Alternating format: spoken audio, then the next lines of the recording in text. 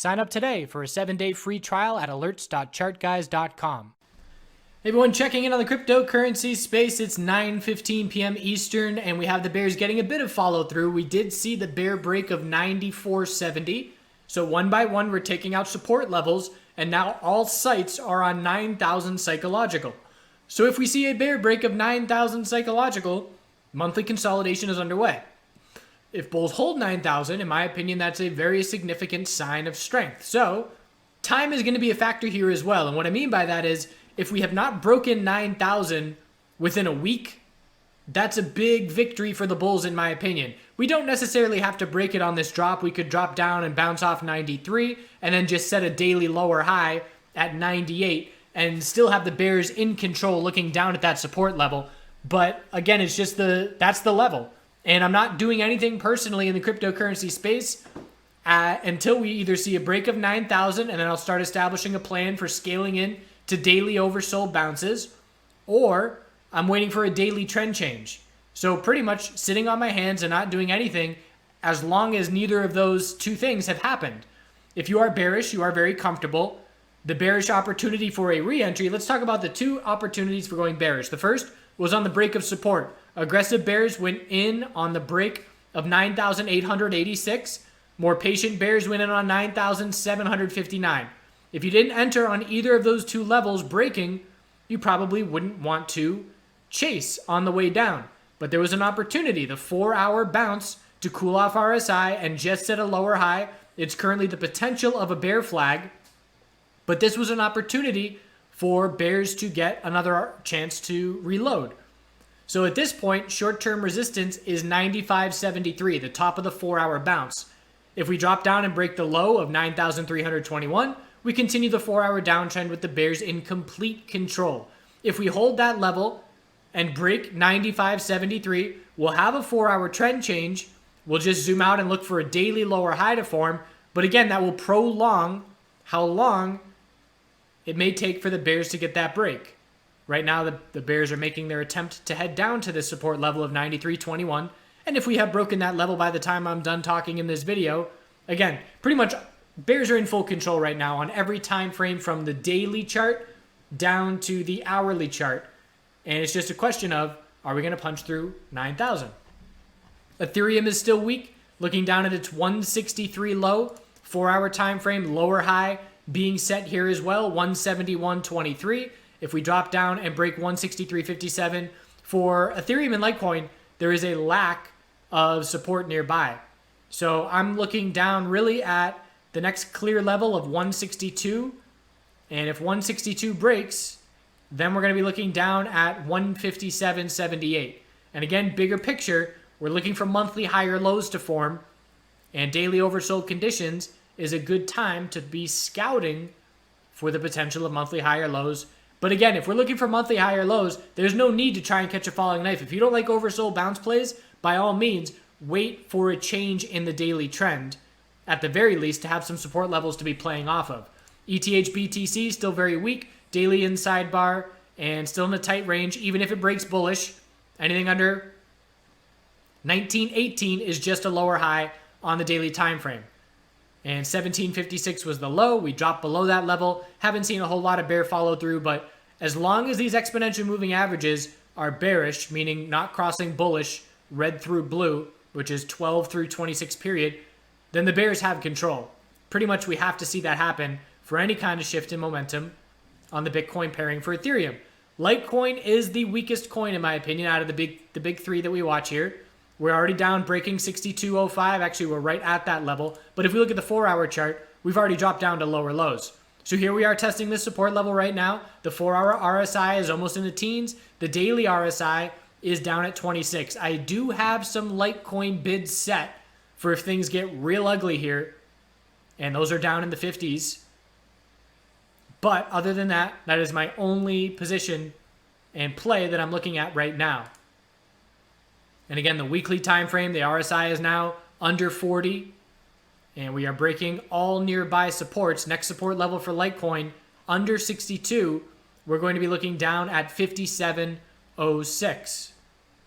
LTC BTC chart, also bearish, also dropping to lower lows, rejecting from daily exponential resistance, and the bear cross of this chart occurred back in June, so multiple months of complete bearish control.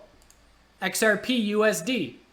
Daily exponential resistance continues to reject the price inside bars, and we're looking down at 245 and 236 as the only short-term supports, and if the bulls do not break 28, the bears keep complete control. Binance is falling apart in the short term, getting real extended. Daily RSI down at 24, weekly time frame. There's our lower highs and lower lows continuing. So we are just looking for a monthly higher low to form. There's a lot of space where that can form. Keeping an eye on $20, psychological level, monthly exponential support. And again, keeping an eye on Bitcoin, or I should say Litecoin and Binance, which have been leading both directions in my opinion, giving us clues to longer term moves. They gave us clues to the bull move to start 2019 and to follow through early 2019. And they gave us some clues for the temporary tops being set. And we're going to watch for monthly higher low clues to come from Litecoin and Binance. You better believe we're going to be watching those names very close. 4-hour time frame for Binance. Short-term resistance, very weak bounce to 22.10. And we're heading down to test a low of 21.22 with 20 psychological the next level after that. And last we got Link. I have no interest in Link anymore. I'm probably going to stop talking about it. We had this little pump. That's why people wanted me to start covering it. And ever since that pump, the bulls have done absolutely nothing for 2 whole months. So I'm not interested in Link. So I'm going to stop talking about it. So other than that, people are saying, is crypto money now leaving and going to marijuana stocks? I don't think so. It would be nice, but obviously I don't want to let what I hope happens skew reality. In reality, it takes multiple days to transfer funds around to get to brokerage accounts. It's possible.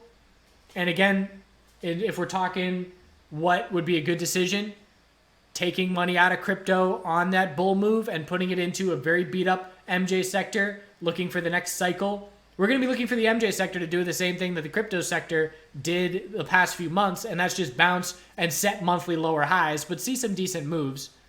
So do I think that's happening? I don't see any signs of it. It's something to keep an eye on, but I don't think it's going to be a massive clear shift going on.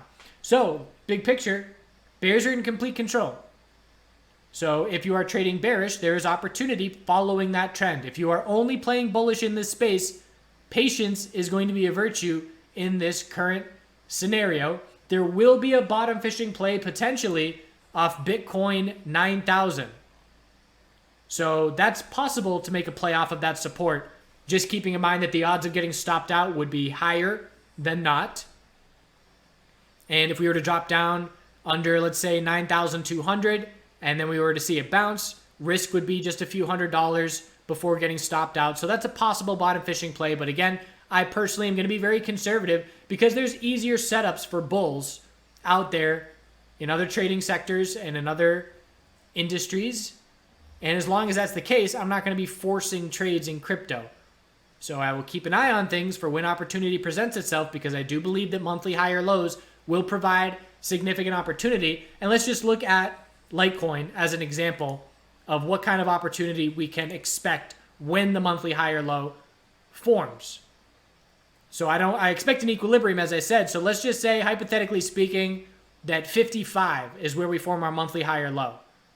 I believe that we could see a bounce back towards the upper 90s from there. And that's a solid 60 to 80% opportunity.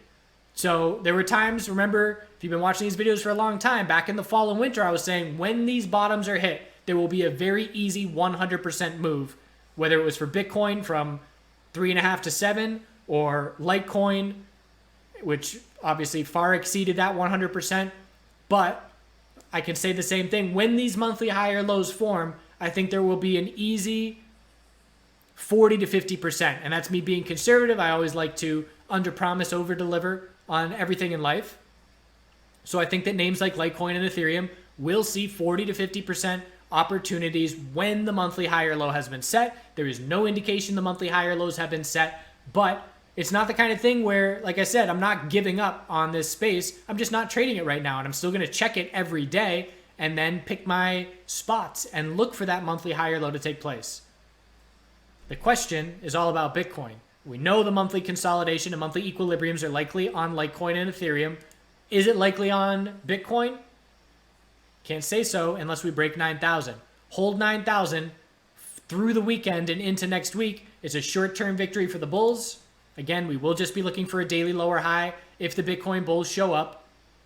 And if the Bitcoin bulls are going to change momentum while holding 9,000, it's going to require a lower high on the daily, a little higher low or a double bottom, and then a move back up into the low to mid $10,000 range. So the odds do not favor that in any way, shape, or form. That's just the only way that the bulls can come out of this, aside from some V-shaped news recovery. That's what we're looking towards. So hope you're well out there. Congrats to the bears. Certainly opportunity for bears if you're not trading bearish. Sit on your hands. Patience is great. Over trading is a great way to give back profits. We certainly don't want to be doing that. I'll get some footage this weekend of progress around the farm here with building the raised beds and stuff. But until then, we're going to stick with Iceland, and I'll see you over the weekend. Have a good rest of your night.